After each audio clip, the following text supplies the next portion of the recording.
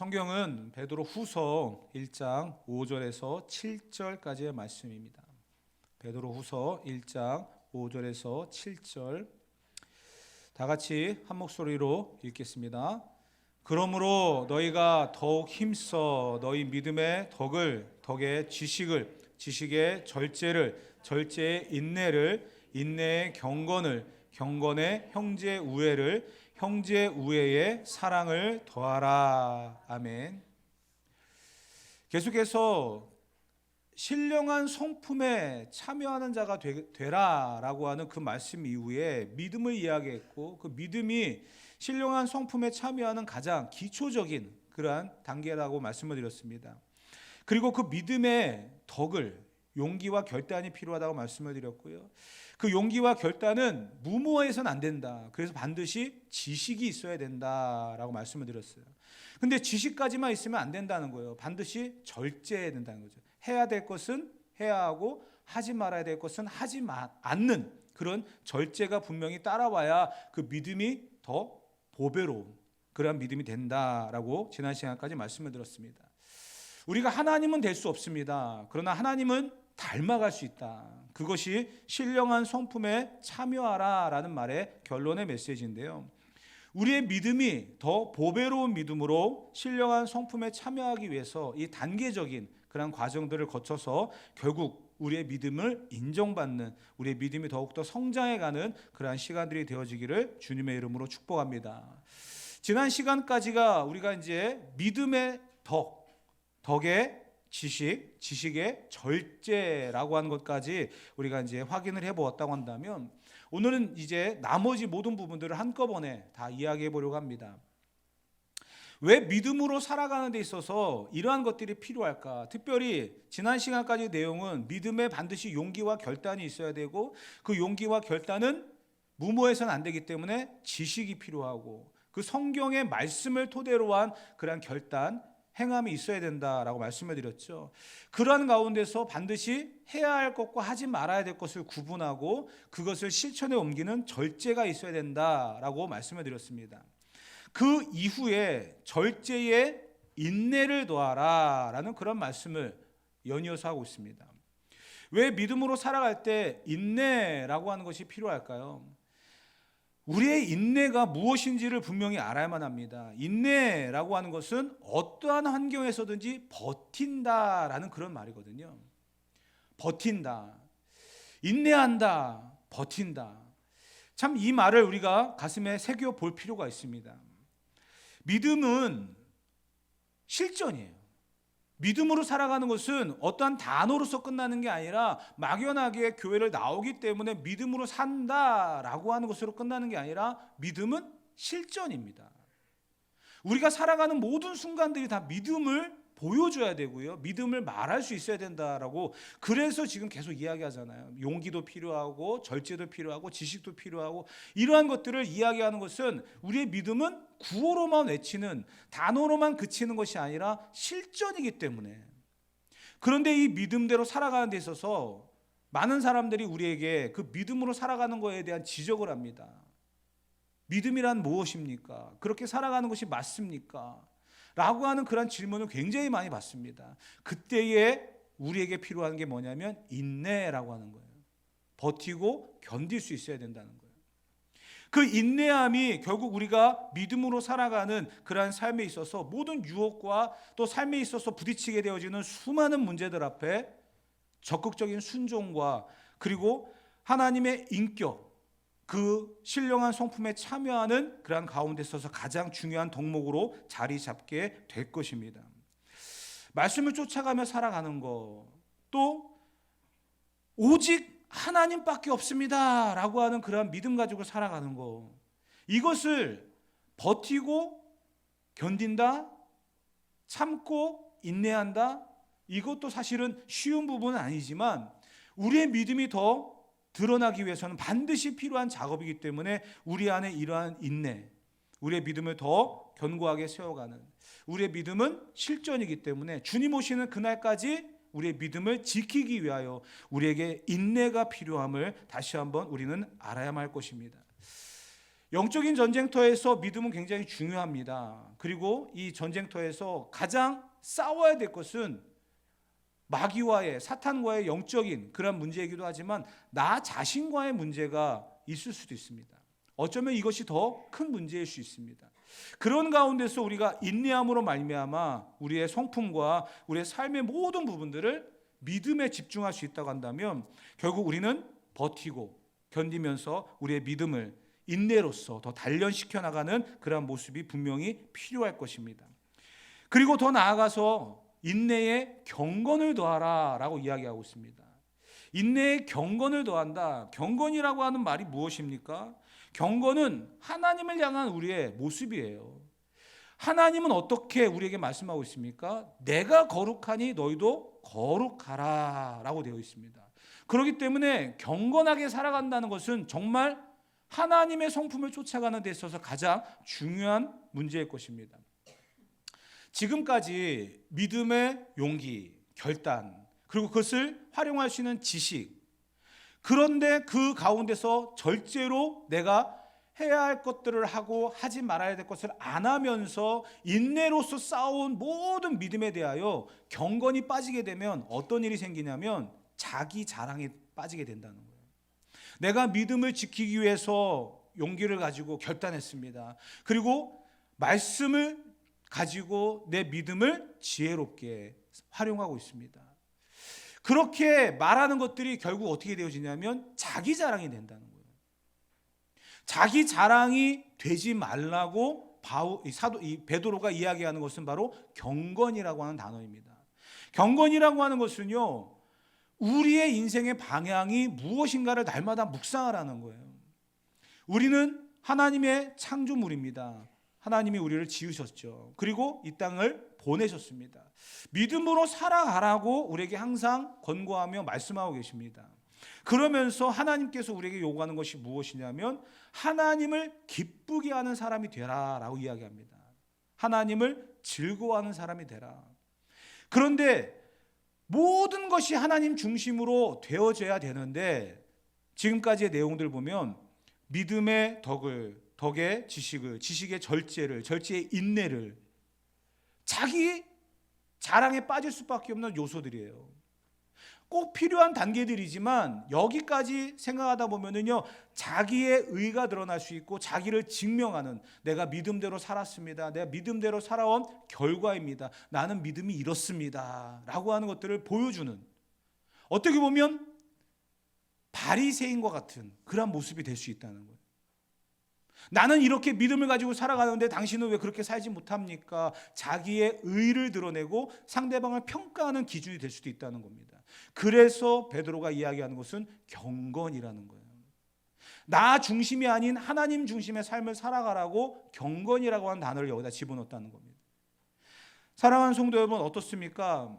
믿음의 경건이 공급되어지지 않으면 어떤 일이 벌어질까요? 내 믿음은 자랑할 만한 것으로 날마다 드러나서 상대방에게 오히려 더 상처를 주는, 어떻게 보면 믿지 아니하는 사람들에게 주는 상처가 아니라 같은 믿음의 길을 걸어가고 있는 또 다른 누군가에게 상처를 주는 결과를 만들 수 있다는 거예요. 그래서 바리새인이 될 수 있다는 말을 드리는 겁니다. 바리새인들의 문제가 무엇이었습니까? 예수님도 바리새인들을 칭찬했거든요. 바리새인들이 행하는 것만큼 너희들도 의롭게 살아야 된다. 그러나 그들은 천국으로 들어가는 그 길을 막고 있다. 이렇게 이야기했습니다. 예수님도 칭찬을 하셨어요. 그들의 믿음, 그들이 살아가는 모든 생활의 방식들, 그것은 본받을 만하다. 이렇게까지도 이야기하셨어요. 근데 문제는 뭐냐면 자기 자랑에 빠졌다는 거예요. 예수님이 비유를 드실 때도 바리새인과 세리의 그런 기도를 들으셨잖아요. 바리새인들 어떻게 합니까? 사람이 많은 그런 광장에 서서 나는 일에 이틀씩 금식을 하고 저 세리와도 같지 아니함을 감사하나이다. 사람들 앞에 자기를 드러내고 있잖아요. 자기의 믿음이 이렇다라고 자랑하고 있잖아요. 마찬가지예요. 우리가 믿음의 덕의 지식을, 지식의 절제를, 절제의 인내를 가지고 살아가는 그 모든 믿음이 경건이 빠지게 되면 자랑이 될 수 있다는 거예요. 내가 신앙생활을 오랫동안 해온 결과입니다. 이렇게 하는 것이 맞습니다. 왜 그렇게 하지 못합니까? 누군가를 가르치려고 들고 누군가에게 또 다른 상처를 주는 결과를 만들 수도 있다는 겁니다. 그래서 경건이 필요하다는 거예요. 이 경건의 또 다른 모습은 이런 거예요. 내가 열심히 지금까지 믿음 생활을 해갖고 오고 그렇게 살아왔던 모든 결과는 다 하나님의 은혜입니다. 이렇게 말할 수 있어야 되는 거고요. 더 나아가서 제가 여러분들에게 가장 많이 강조하는 게 뭡니까? 수고는 내가 하지만 영광은 하나님께 돌려야 된다. 이게 경건인 거예요. 우리는 수고해야 됩니다. 열심히 믿음대로 살아가야 됩니다. 그렇지만 그 모든 결과는 하나님께 돌리는 거예요.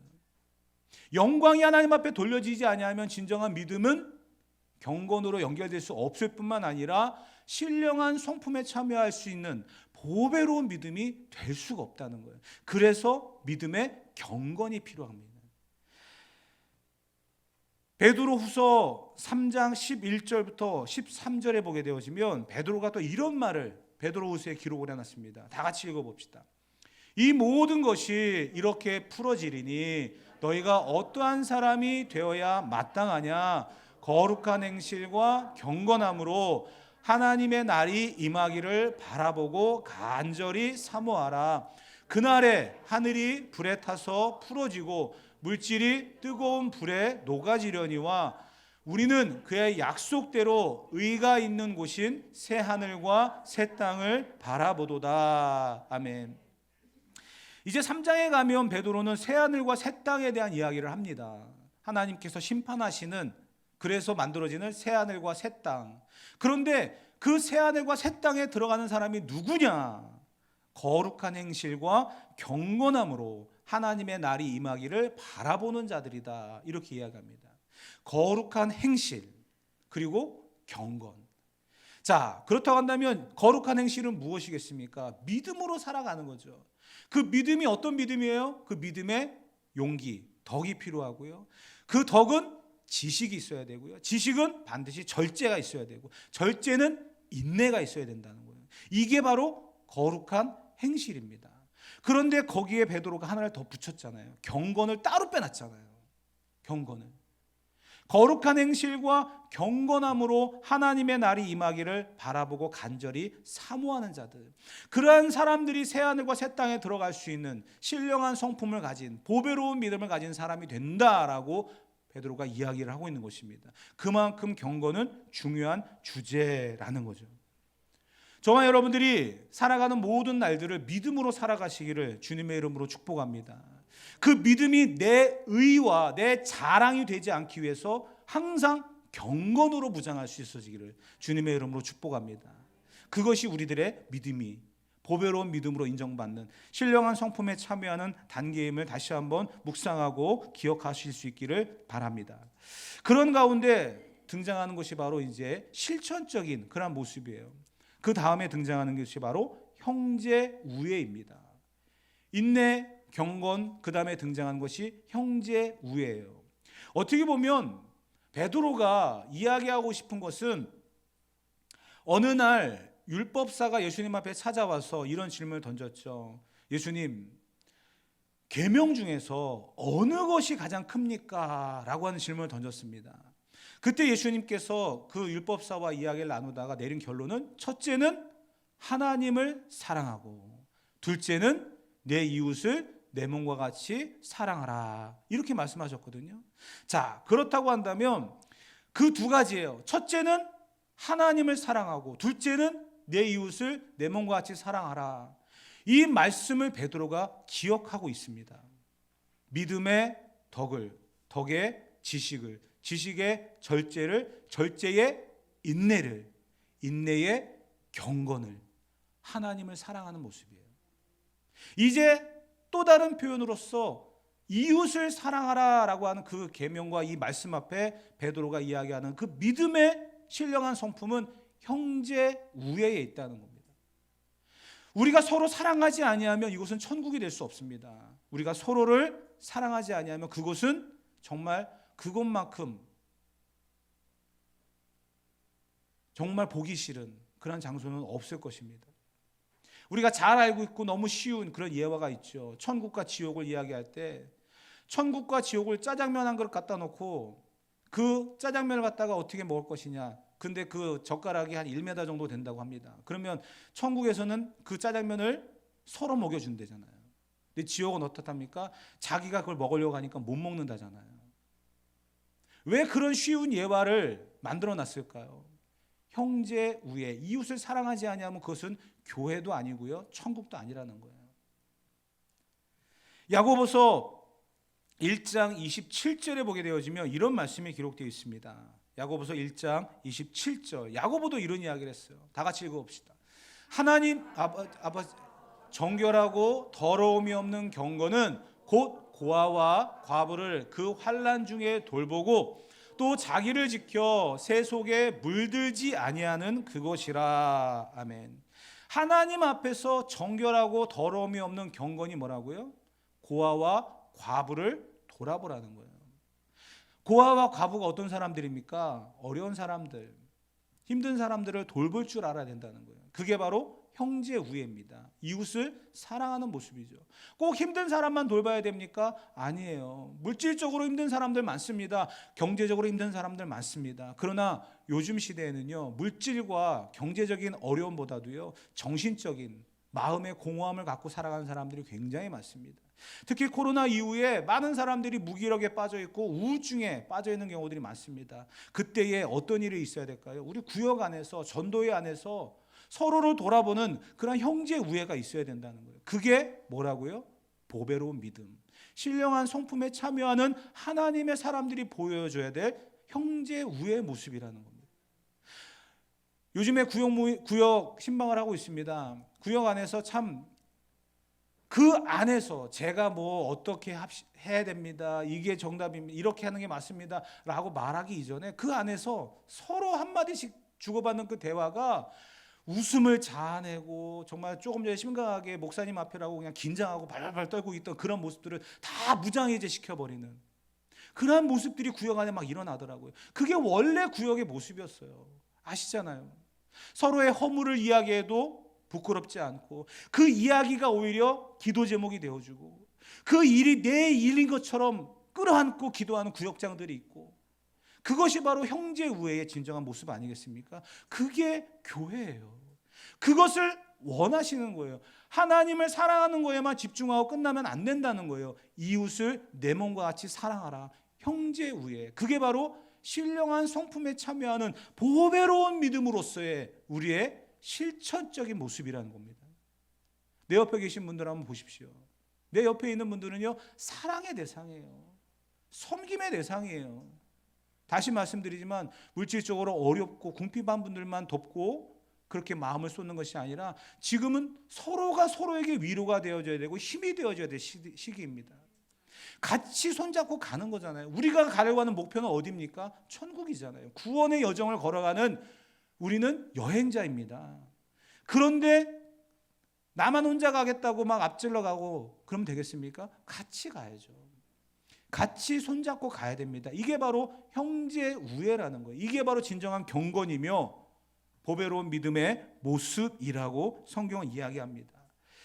우리는 이러한 경건, 이러한 보배로운 믿음을 가지고 서로 사랑하면서 하나님의 교회를 든든히 세워가는 그러한 모습이 있어야 된다는 거예요. 그런데 사실은 여기까지 이야기하고 끝났다고 한다면 다음에 이야기를 할 필요가 없는데, 베드로가 정말 간절하기도 했고요, 심지어는 베드로가 이렇게까지 말씀을 풀어가는가라고 생각해 봤을 때 많은 사람들이 베드로의 직업이 어부였기 때문에 베드로는 학문이 없는 그런 사람이다, 배움이 없는 그런 사람이다 무시했거든요. 근데 베드로후서를 묵상해 보니까 베드로에게 주어진 이 지혜는 곧 성령께서 주시는 놀라운 지혜라는 것을 다시 한번 깨닫게 되어집니다.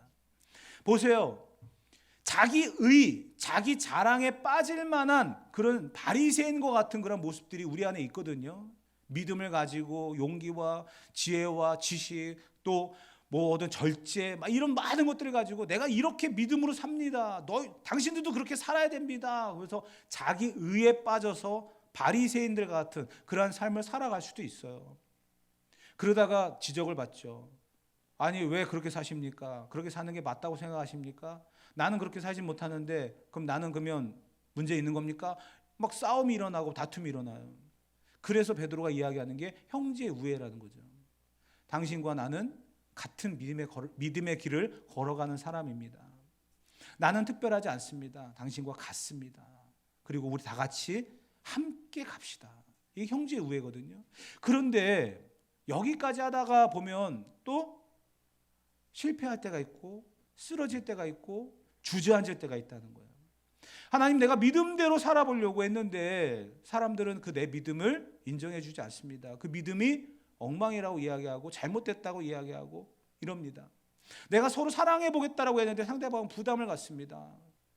사랑이 실천되지 않고 또 사랑이 받아들여지지 않는 그런 상황들을 봅니다. 어떻게 해야 될까요?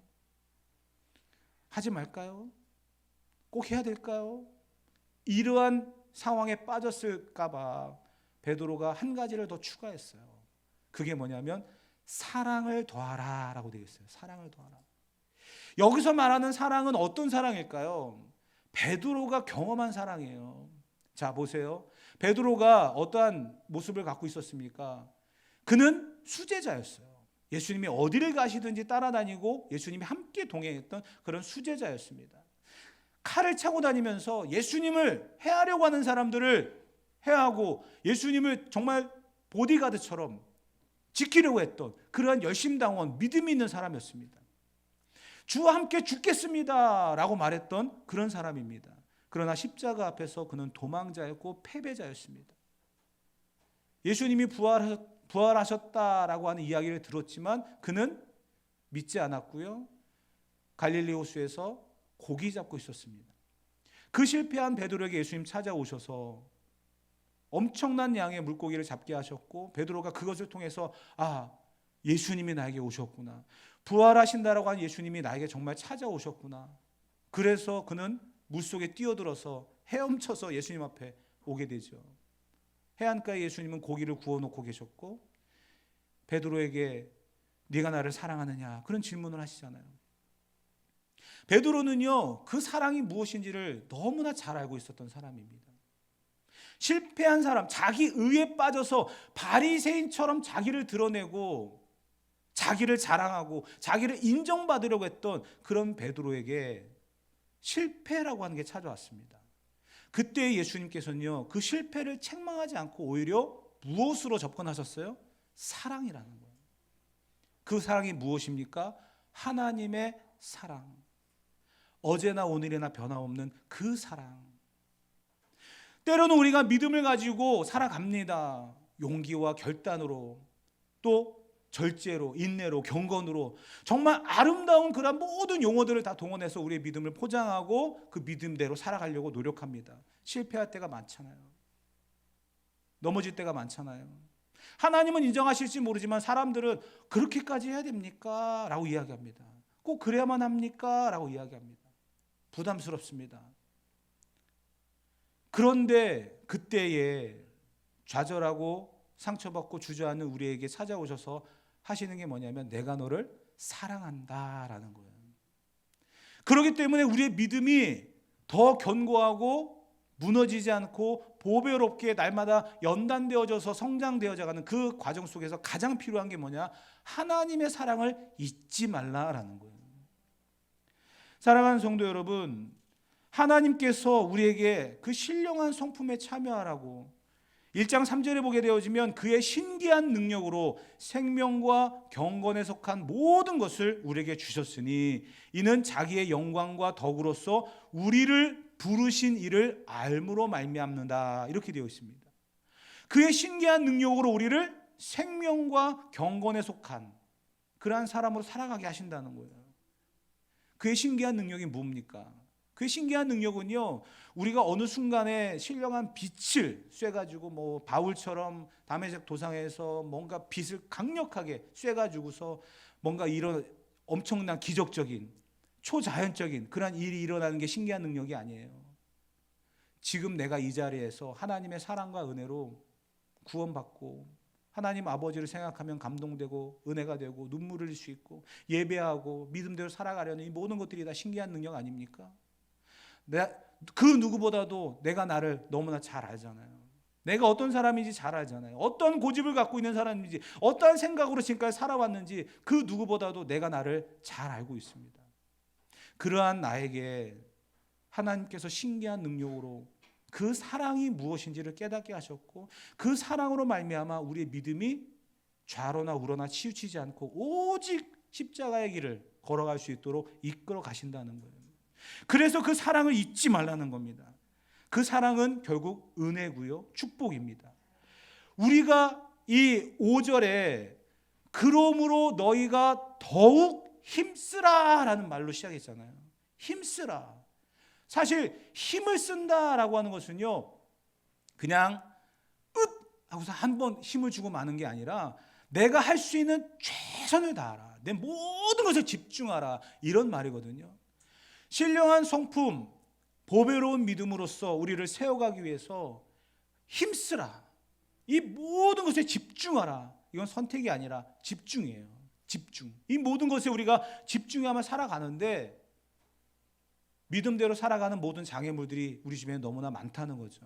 그때마다 우리에게 주어지는 하나님의 사랑과 은혜를 힘입어서 이 모든 것들을 더 견고하게, 아픈 만큼 성숙하는 거고요.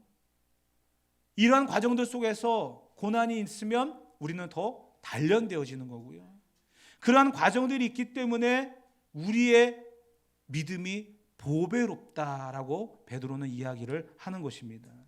사랑하는 성도 여러분, 이 말을 하고 있는 베드로의 입장을 다시 한번 정리해서 말씀을 드리고 결론을 내리려고 합니다. 여러분 생각해 보세요. 베드로가 어떤 입장이었다고요? 베드로 전서에서는 고난에 대한 이야기를 했어요. 고난이 너희들에게 임한다 할지라도 그 고난은 하나님이 주시는 뜻이고 은혜고, 그 고난을 이상하게 여기지 말라, 그러면서 초대교회를 세워갔습니다. 근데 베드로 후서에 와서는 이단이 들어오고 거짓 선생들이 가르침으로 교회를 혼란하게 만드니까 베드로가 이야기하잖아요.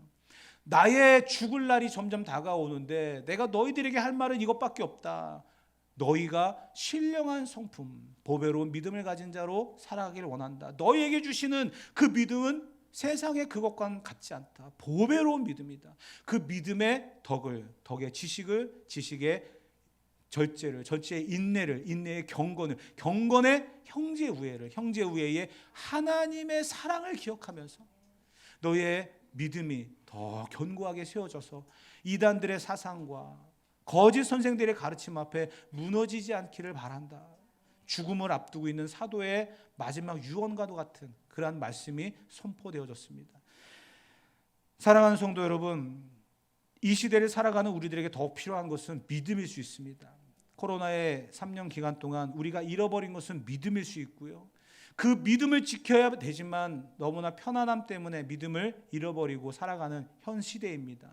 다시 한번 우리가 교회를 더 든든히 세워가기 위해서 우리는 믿음의 주역이 되어야 될 것이고요. 그 믿음은 보배로운 믿음, 신령한 성품에 참여하는 그러한 믿음입니다. 그 믿음을 우리가 잃지 않도록 다시 한번 결단하고 그 믿음대로 살아갈 때 실패하고 넘어지더라도 포기하지 마세요. 그때마다 주시는 하나님의 사랑과 은혜로 다시 한번 일어서서 달려갈 수 있는 하나님을 닮아가는 저와 여러분 되어지기를 주님의 이름으로 축복합니다. 본문 베드로후서 1장 5절부터 7절을 한번 읽고 마무리하도록 하겠습니다. 읽겠습니다. 그러므로 너희가 더욱 힘써 너희 믿음의 덕의 지식의 절제를, 절제의 인내를, 인내의 경건의 형제 우애의 사랑을 더하라. 아멘. 이러한 삶의 열매가 맺어지기를 다시 한번 주님의 이름으로 축복합니다. 다 같이 자리에 일어나셔서 찬양하고 함께